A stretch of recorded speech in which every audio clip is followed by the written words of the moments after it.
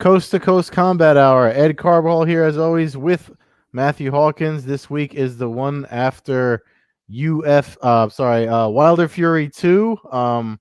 I know the boxing led the weekend before we get into it, Matt, but really quick, just for folks that don't know, I actually grabbed an interview over the weekend with one of the Bellator 239 winners, Chris Lencioni.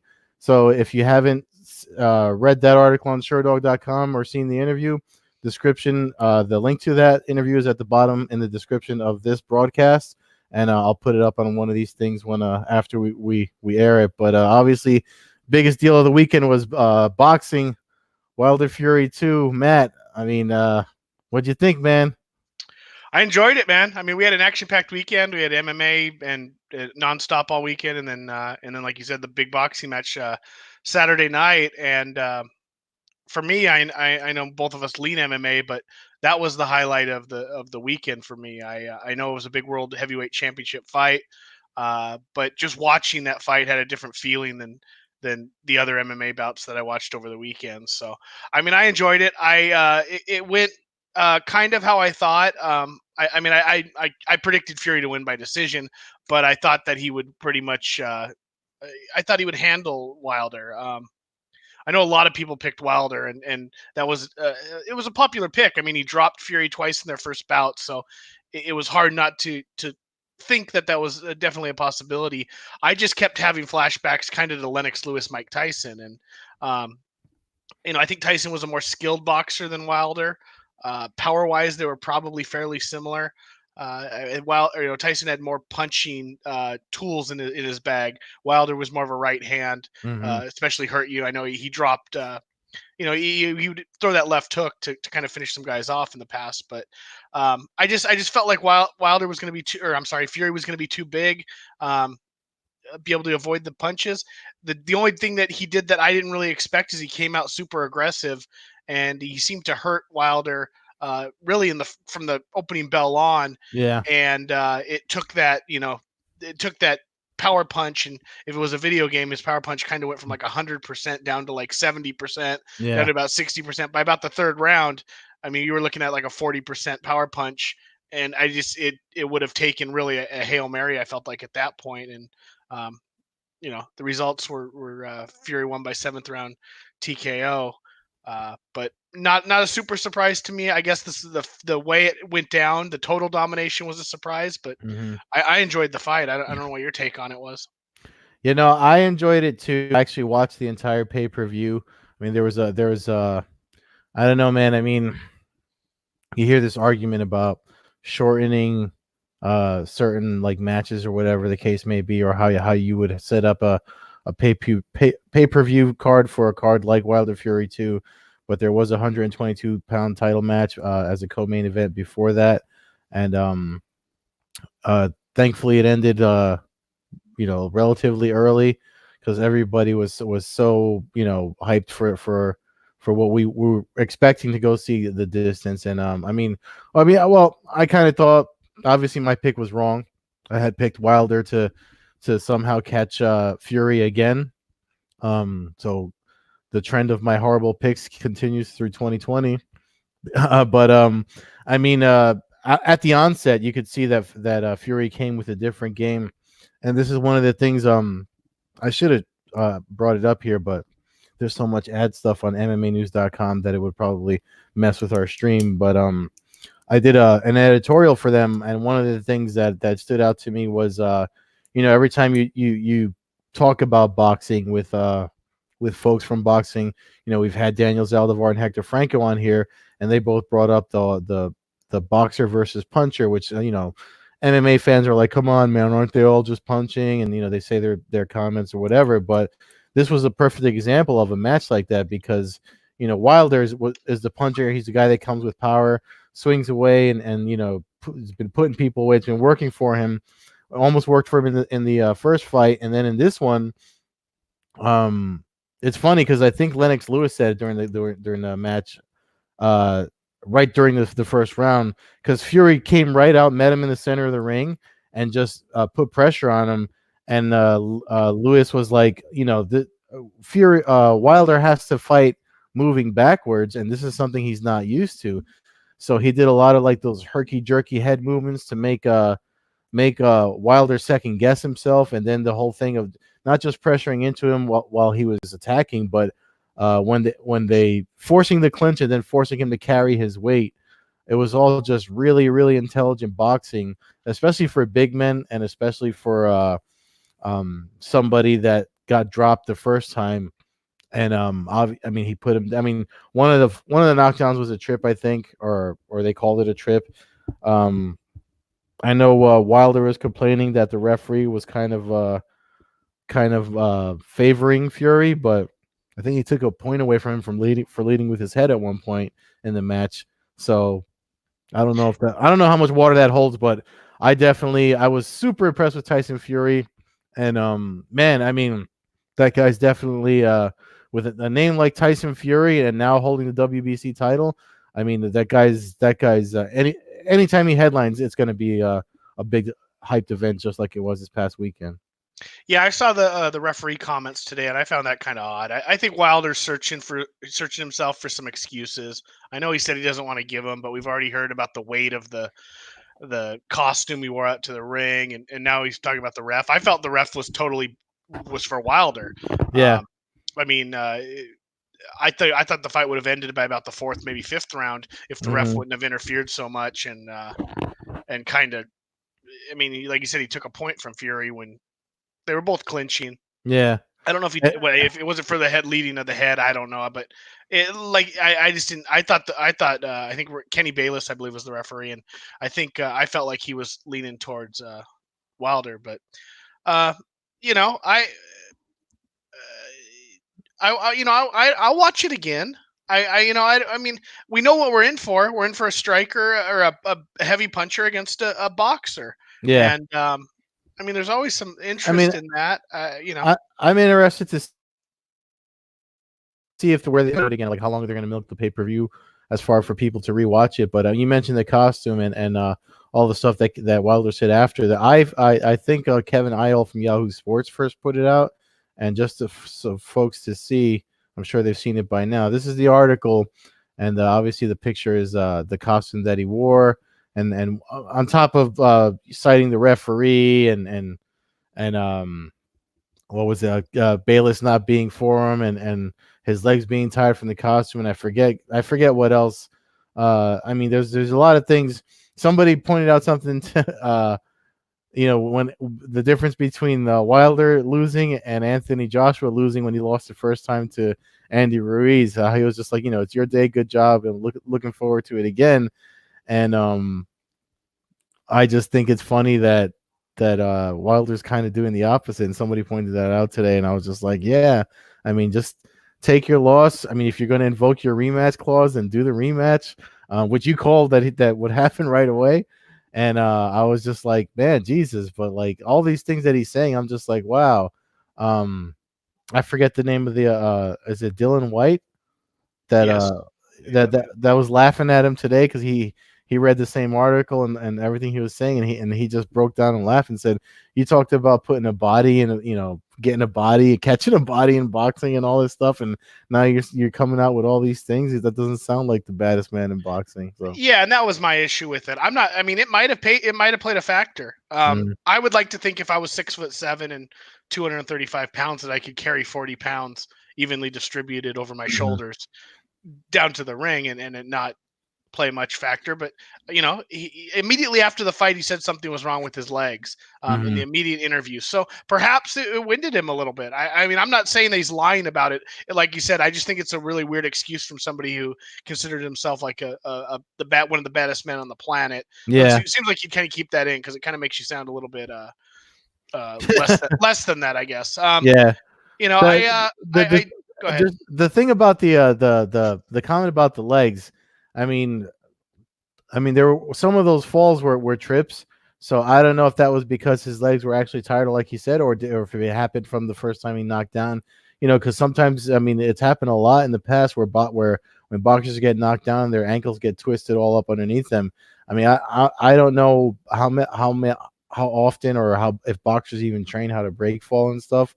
The way MMA fighters do, but maybe that was sustained when he went down one of the times, and that's what was bothering him. Because somebody put up, this is not the first time he's worn an extravagant outfit to the ring, and somebody put up one of the previous outfits he wore, and they said that one was that it was only 39 pounds. So I mean, like, all that makes sense. And my only thing would be, okay, so maybe it did play a small factor. Maybe it fatigued his legs a little bit. In mhm, previous fights, he was always able to come forward. And I feel like when you're coming forward boxing in the minimal training I've had in life, I feel like you're on your toes, you're moving forward, you're kind of controlling everything. When all of a sudden you're having to use that energy to backpedal, and you're not really controlling where you're going in the ring, it kind of fatigues you a little bit more. mhm. Um, and so, I mean, again, these are more excuses, but this is just kind of an analysis from watching possibilities that could have led to it. You know, I think he got hurt early. I thought the announcers were extremely biased even towards Wilder. I think the world of American sports liked Wilder. They always liked the big puncher. Mhm. He's the American. Yeah, I'm guilty of that. I mean, there's a lot of that, and so I felt like they were even biased because I was watching it the first, second round, and I'm going, dude, he's getting his ass kicked. Yeah, well, You know what I mean? from the But beginning, yeah. but I think it was like even the first round, when the round ended. I don't know if you could really hear it. I think Lennox Lewis goes, "Yeah, I got to give Fury that round, but it was a good round for Wilder." And I'm Yeah. going, dude, I don't know. Like, he already looks off a little to me. I mean, these are big Yeah, dudes. well, he I mean, said that because I think the best punch, and even Fury said it to him. If you watch, Top Rank has a video out afterward where they're talking to each other, and when Fury embraces Wilder, the best punch Wilder threw that bothered Fury the most was in the first round with was the right that right he caught him a straight right, couple yeah. times. So maybe So that's what he was referring to. But I felt like through the first like 3 rounds, it was up until the knockout. It was like they were kind of talking like it was an even fight, and I'm watching it going, this is not going to end well. And then he dropped him, and from that point on, I mean, it was complete domination. And I posted on the MMAcommunity.com yeah, forum while I was watching it, and I mean, I'm not a boxing this one. professional. There you go. And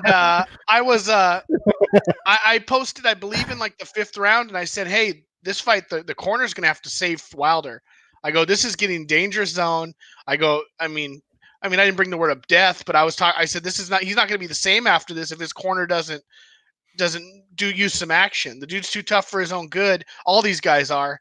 Yeah, And it got, as the 7th round was going through, it started to get uncomfortable for me. Somebody watches a ton of fights, and I wasn't hearing it so much from the announcers, but I was watching it thinking, my God, I mean, this is how brain damage occurs. I mean, he was getting hit yeah, with everything by a giant man, yeah, and so I was glad with the stoppage. I was glad that the corner threw in the towel. I thought it was a good stoppage. I don't know if the ref would have stopped it without the towel, but I think he was getting close to that yeah. point. That's another Um, thing too. I mean, Wilder's giving Breland a hard time for throwing in the towel, and I'm like, man, I mean, he was looking out for you. You were losing. Like how bad did you want to lose? I mean, I know he kept saying I'm the type of guy that would go on his shield, but you don't sound like it when you're complaining about all the other things you're complaining about. So Yeah, I weird mean, stuff. I understand his frustration. I mean, I don't, because I'm not a world heavyweight champion boxer, but as a competitor and somebody who's competitive in even the small stuff that I do, I understand his frustration with it. I understand him vocalizing that. Um, I don't. I wish he wouldn't, because, like you said, the difference between him and Joshua, and they're two totally different personalities. Hmm. I think we both tend to lean towards the Joshua personality, of just being a professional and moving on, and bettering yourself, and Yeah, getting your title back. And as a result of the Joshua Ruiz fight, there's no bad blood between those guys. They beat each other. I think they respect the hell out of each other, and it's just that, and the media and everything. It just moved on real good. Wilder's a little different character. Like you said, he's talked about trying to kill people in the ring. Um, I know he has kids, because I think that was really brought up when he fought Ortiz, especially the first time. So hmm, when he talks about going out on your shield, I mean, that's cute. Um, but you make $50 million to box, and if you're killed in the ring, I mean, I don't see how that does anybody any good. It's not like history's going to look back and go, "Hey, Wilder was a real tough dude. His corner didn't throw in the towel, and he was dead on the mat in the 10th round." I yeah, mean, God forbid that happens, but I mean, that's reality. he was getting hit. I mean, when that fight ended, he couldn't stand up. He had blood coming from everywhere Yeah. on his face. Um, Yeah, uh, uh, the ear thing wasn't it was turned out it wasn't that same article from Kevin Isle. I was just actually skimming through it where he said that he confirmed not long after no broken jaw, no broken eardrum. It was just a 2 centimeter cut in his ear that took 7 stitches to fix. But I mean, yeah, you gotta play it safe, especially if you see. I mean, a lot of people. That's the first thing everyone went to. I mean, because a blasted out eardrum messes with your equilibrium, and he was falling a lot. So they're playing it safe, and in combat sports, with especially in boxing, where so many guys have died because of what happened in the ring, you can't fault them for that. no, and honestly, that doesn't necessarily make me feel uh, like it shouldn't have been stopped. It almost makes me feel like that's even more of a reason. If he Hmm. didn't have a damaged eardrum, if he didn't have a broken jaw, and he still was uh, wobbly, and he still looked like he had a broken jaw. I mean, the reason people said he had a broken jaw is because basically his mouth was wide open. Blood was coming extremely out of his. A ton of blood was coming out of his mouth. I mean, Yeah, if you don't have a broken jaw and that's what you look like, you're getting beat. yeah, If somebody hits you with a punch and breaks your jaw, you might fight through it and go, okay, I didn't get my ass kicked. I got hit with one good shot that broke my jaw. He looked like he had a broken jaw and he didn't have a broken jaw. That means you got hit a million times, you yeah. know?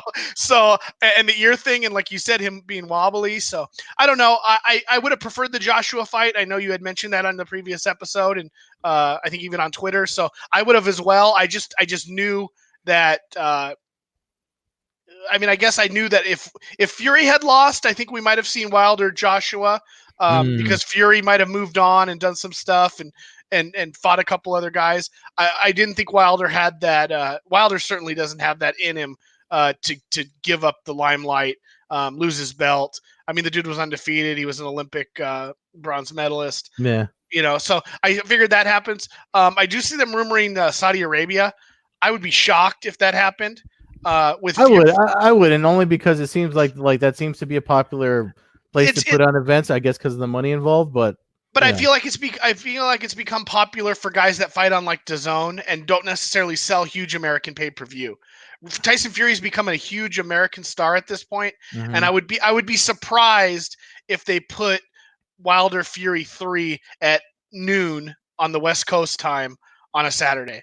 It mm. just seems like the big pay per view. You might get a bunch of money from Saudi Arabia up front, but the pay per view money is still the United States. So and now you've got an Yeah, American and because Wilder. you're right because of the time. You're right. The Yeah, time change, unless they're going to fight at like 4 in the morning or three in they the do morning, like whatever. to cater to you West Coast boys. That's for Yeah, but sure. even on the East Coast, New Yorkers or East Coasters I aren't. love it. Not for nothing. I mean, when Khabib fought Poirier in at the Abu Dhabi thing, I was all about it. I was Yeah, no, I get that, but the MMA fans are different. Boxing yeah. fans, you're not going to get the casual You boxing ain't fan lying. tuning in at 3 o'clock in New Yeah. York City. I mean, not on a Saturday. I wouldn't think.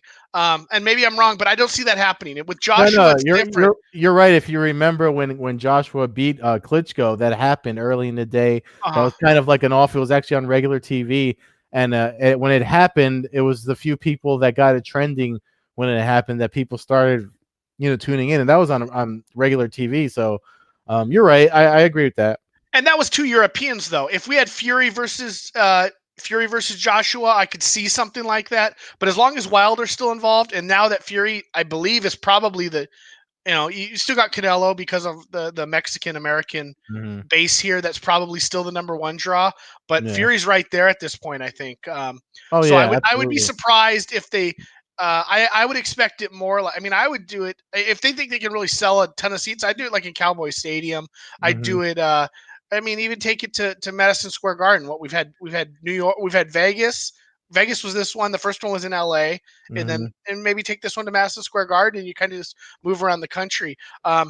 So I'll that's what try to I get think. in on that one if that's the Yeah, game. I Yeah, mean I mean that's what I think's likely. Saudi yeah. Arabia maybe. If but they maybe they'll do Saudi Arabia and they might fight at 3 in the morning. Hmm. I mean it's not unheard of. But it's definitely. I feel like these guys have become draws in the United States, and the United States is still where the money is. So that's what I expect. Yeah, I mean, I'd like it. I mean, I didn't expect.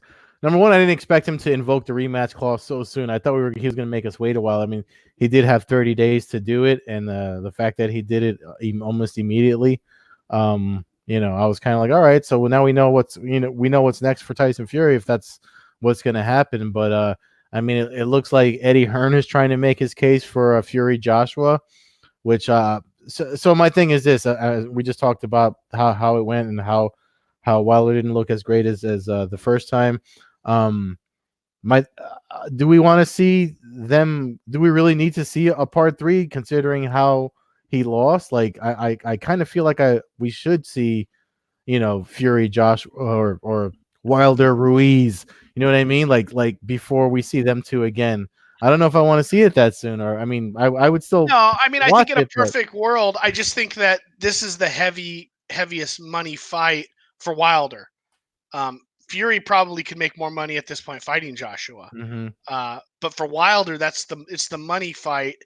Um, if if your team, if I'm Wilder's team, I'm telling him to take the rematch because I don't know if Wilder's going to be the same.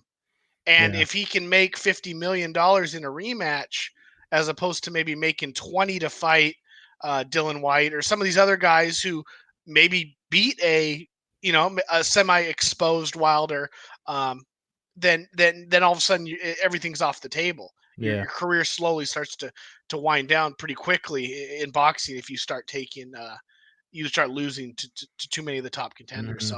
So, that the only other thing that I want to mention is, uh, and I see some respected people doing it, but man, it drives me crazy when somebody loses a fight and the Monday morning quarterbacks come out and just start bashing the guy.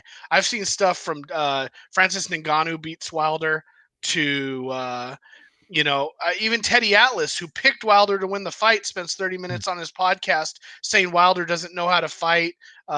He's a backyard brawler who with very little, and it's like, dude, you picked Wilder to win the fight. How can you come back 2 days later and then bash the guy and say he has no skills? Either you know what Yeah, you're talking about or you don't know what you're talking about. And Teddy Atlas knows what he's talking about. I have a lot of respect for the guy. I've been yeah. listening to him my whole life. I see, on the forums again, and again, good dudes who I have a lot of respect for, but talking about how if Nagano just has a little bit of training, he beats Wilder, and I'm like, I just don't. It blows my mind to see the internet, and it's I thought it was always more It's MMA the internet. fan. It's the internet. You're gonna It's see the that. internet, I Yeah, know, but it's just frustrating, and I guess we could yeah. see that. It makes me become more of a Wilder fan. I wasn't a fan of the dude before this, and now I'm like, okay, well maybe I want him to win the rematch, so we don't have to listen to people go, "Oh, Hey. Wilder sucks." If that happens, though, we're in for fight number 4, Oh yeah, yeah. which I also predicted. So Well, here's the thing. I mean, when I look at combat sports, whether it be boxing, MMA, or even grappling matches, what have you, my thing is this. I mean, I invoke video game rules.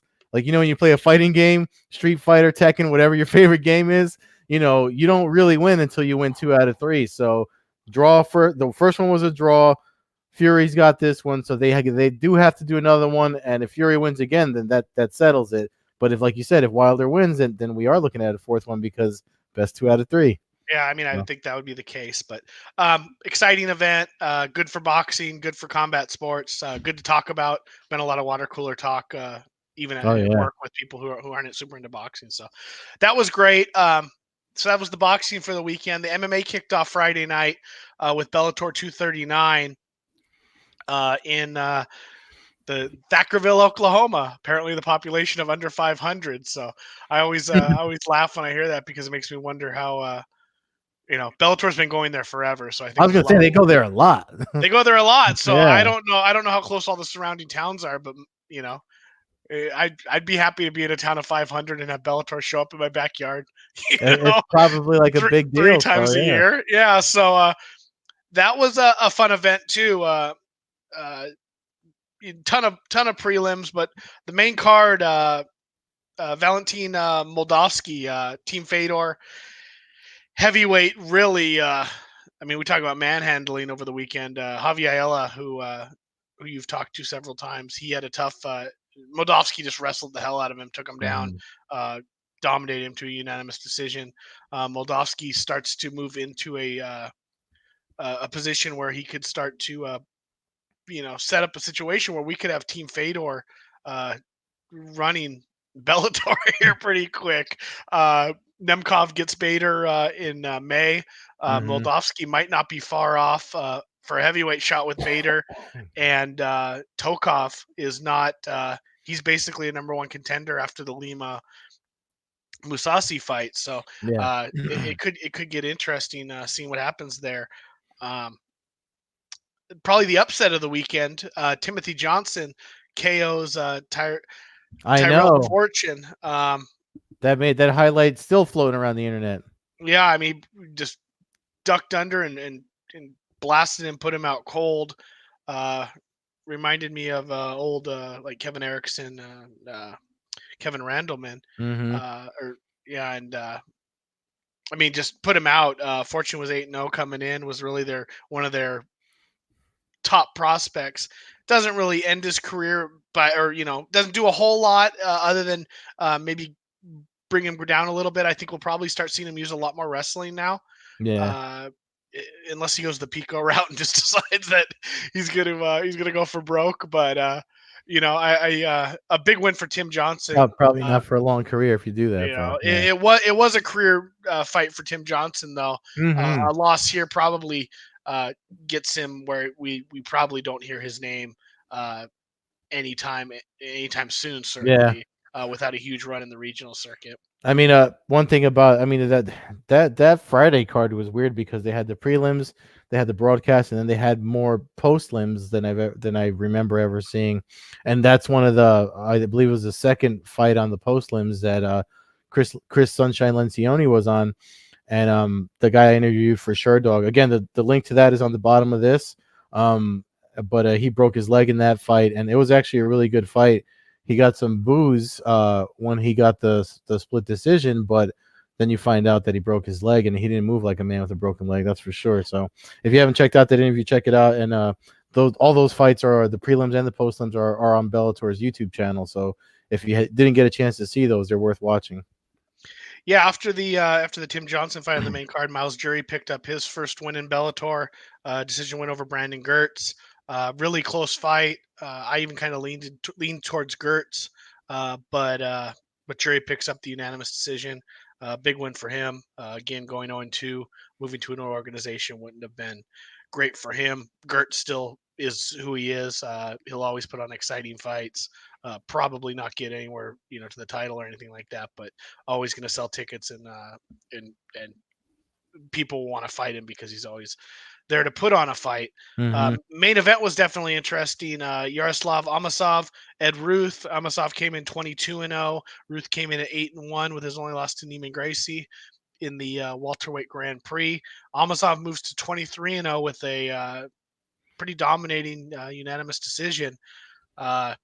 Dude's good. I mean, he took down Ed Ruth, which was something that I don't think a lot of people expected.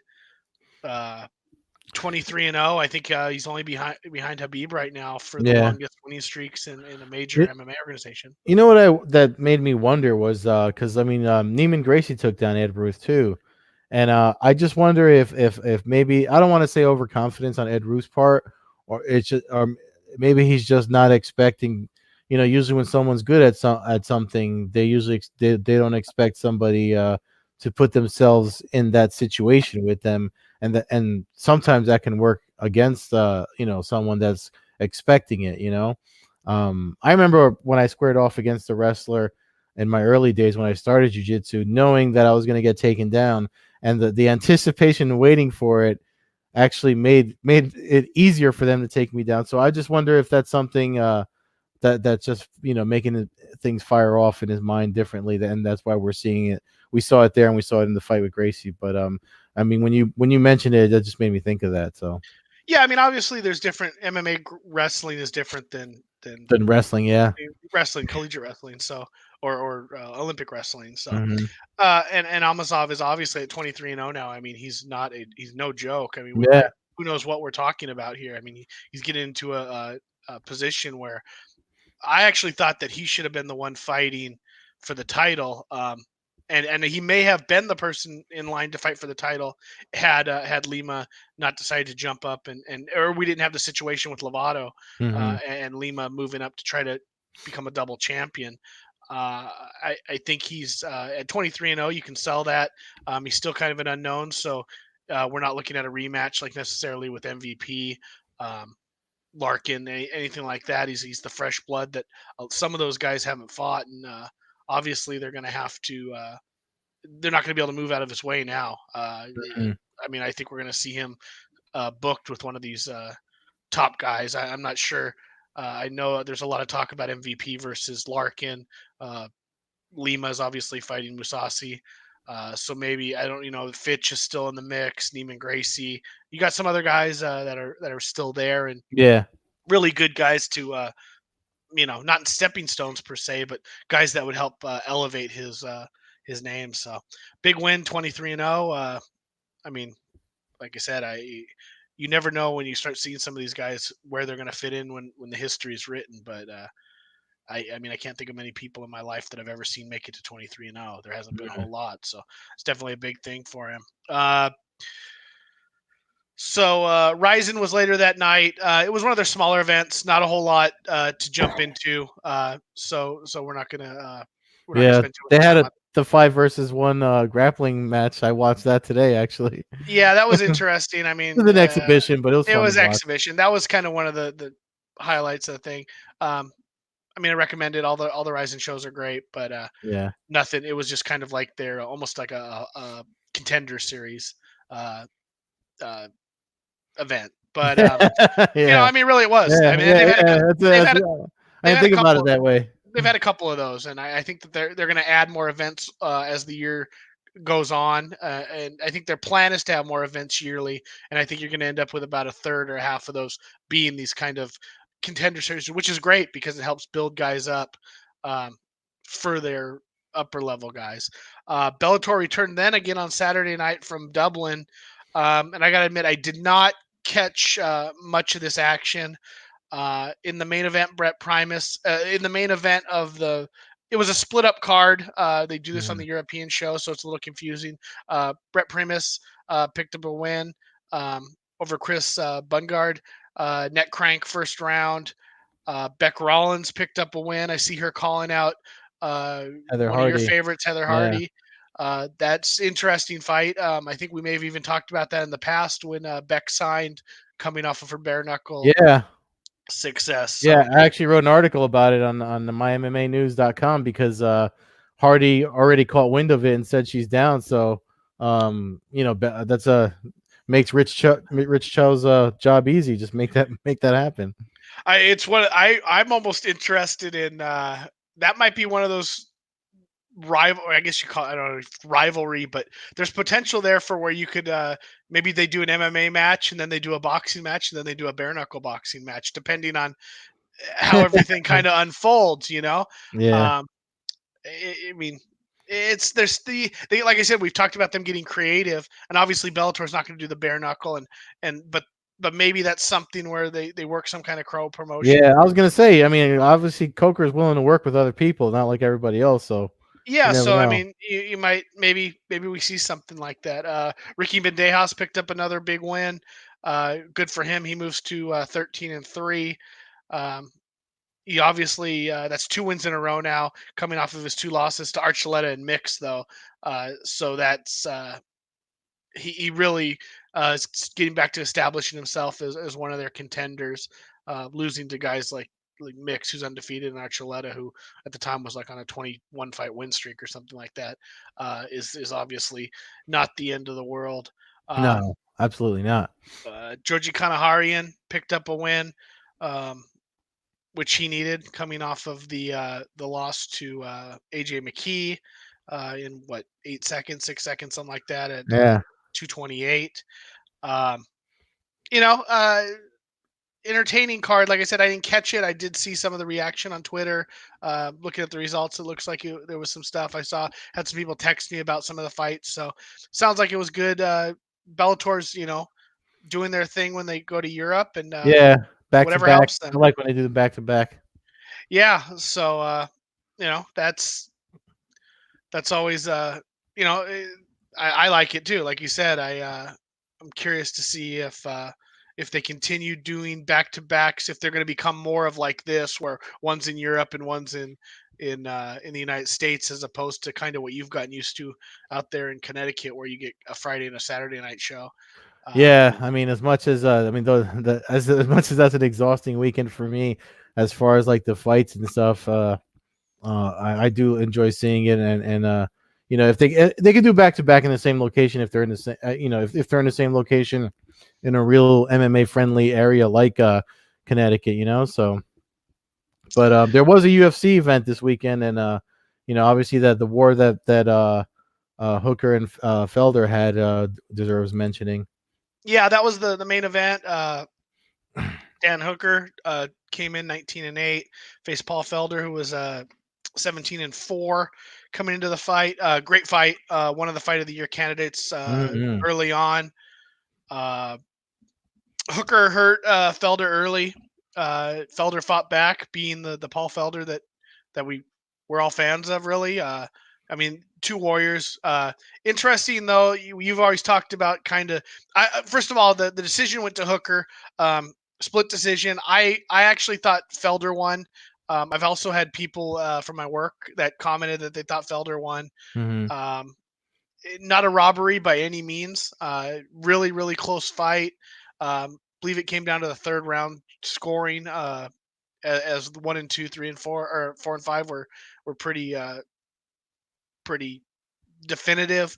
Mm-hmm. Uh, you know, it just I don't know. Felder kept coming, and it was a good fight. I just like I said, I was a little. The decision didn't have me on it. Yeah, Hooker, though, fighting in his hometown is obviously uh, a good doesn't hurt anybody. What I no, was going to say, uh, this was a fight though where Felder was coming forward a lot, so this is kind of one where the judges gave it to the guy kind of going back backpedaling a and little yeah, bit. but like You you know, said, it was in his hometown, so that's always a factor. I mean, yeah, I don't know, man. I mean, I'll say this though. I mean, as far because like you said, fight of the year. It's one of those ones where you don't want to be a judge when you see a fight like that. But um, the one thing is that you know Dana White says a lot of things that folks disagree with, but one thing he does say that I do agree with is you know, if when fighters start thinking about retiring, he says they should retire. And as he took off the one glove when he was saying, you know, talking about his family and stuff, and he like stopped himself, kind of Hooker kind of grabbed him and like, you know, raised his hand, made him second guess it. So but I mean, you know, it might be time, man, you know. Getting beat up like that, and obviously I think he's got a facial fracture and stuff, and that he put it on the next day on social media. So, yeah, man, I don't know. Great fighter, great fight. yeah. I mean, it's hard to say. He had 2 wins prior to this. He was. I mean, had he got the split decision win, Dana White wouldn't be talking about him retiring. I don't Mm. think, on 3 wins in a row. So, I mean, if it comes down to something where it's just literally one judge making a decision on one round, if decision, yeah, and it's also easy for somebody like Dana White, Mm. who's got $1 billion in the bank, No, to no, talk I about mean, retiring. yeah, but no, but he is right though. Like if you're thinking about hanging it up, I mean, he didn't say anything about Felder. In general, he has In said, general, and yeah, Felder's a great commentator. Felder can make money yeah. other places, so Well, maybe that's and ESPN's been pretty adamant about wanting uh, current active or former fighters working the desks there. So he's already. It's not like he needs to fight. I mean, he does a great job at the desk. So yeah, you I know, just, he yeah, I can do mean, whatever he I wants. guess I'm getting at, if you're somebody that makes $40,000 to fight twice a year, it's harder probably to walk away than somebody who's got hundreds of millions of dollars in the Yeah, bank going, hey, you should think about retiring. So I don't know. I hope he does what's best for him. I have a feeling he'll fight again.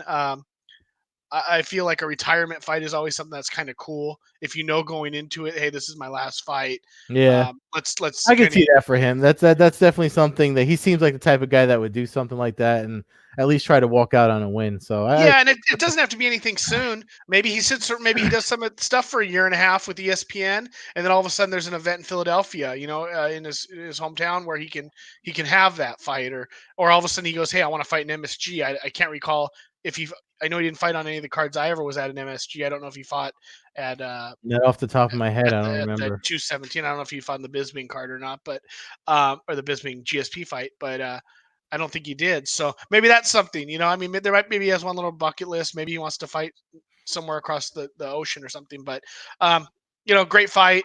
And Dan Hooker, we haven't talked enough about him. Obviously, a tough dude. Uh, who's going to be an exciting fight with Another pick, anybody. by the way, of mine that went south. I thought Felder could take it by decision, but Yeah, I would have picked Felder too. I don't think I ever went on record with that. But one of the other interesting things is now we got a UFC this upcoming weekend in Norfolk, Virginia, fight night, kind of flying under the radar. Um, and it's not the deepest card in the world, but the main event is a world title fight for the vacant flyweight belt, which the UFC took from Henry Cejudo. So the Joseph man Benavidez. that Nunez is the only double champ that's allowed, apparently. So Yeah, I mean, I guess that yeah, because there literally is no 145-pound weight class yeah, anymore. Although there is a flyweight or a featherweight bout on this with Megan Anderson. So yeah. perhaps if she gets a win, they end up doing her and Nunes. But yeah, Joseph Benavidez, who's had a couple title fights. He always run into Mighty Mouse Demetrius Johnson. Faces Diverson Figueiredo.